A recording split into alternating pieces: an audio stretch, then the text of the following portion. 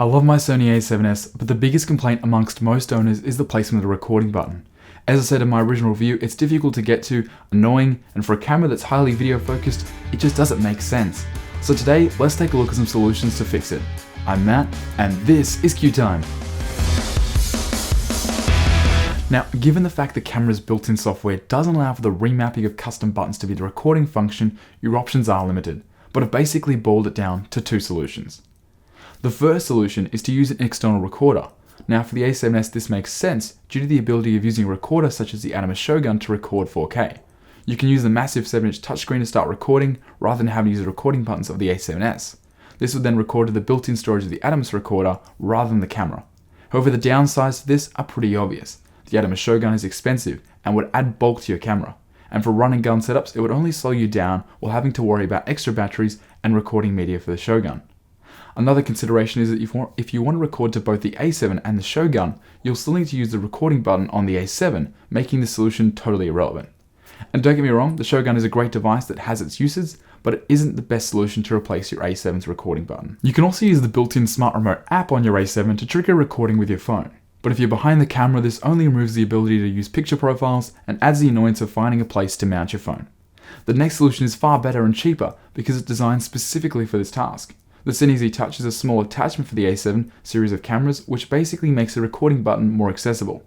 It's made of a nylon material and attached to the neck strap eyelet of your camera with a single screw.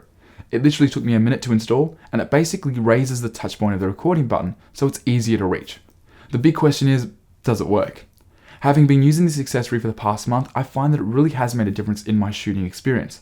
The recording button is still placed awkwardly off to the side, but the fact the button isn't recessed anymore means that I can find it with much more ease. Now, having owned my A7s for a while, I felt I'd become proficient in finding and using the recording button without this attachment. The product video states it will help remove shake and prevent you from having to move your eye from the viewfinder, which for a new user, this may potentially be the case, but for a seasoned user, the difference in speed of hitting the recording button would come down to milliseconds.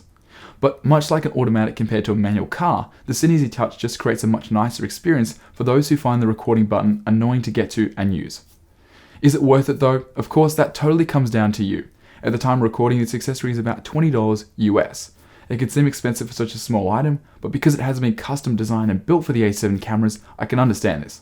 I found that it's well designed, feels good to use, and enhances my experience of using my Sony A7s camera. Once it's on your camera, it just becomes a part of it. Unless you need to use a neck strap, there's no need to ever remove it. That's why I'm really happy with the Sony Touch. It's an accessory that addresses a key problem of the Sony A7 cameras without being intrusive or causing any other problems. Having said that, a better solution would be if Sony could just move the placement of the recording button in future generations or release a firmware update allowing custom buttons to be remapped for the recording function. But for now, I'll leave a link to the Sony website down below, and make sure to subscribe to this channel for more gear talk, reviews, and filmmaking lessons. And as always, we'll see you next time on Q Time.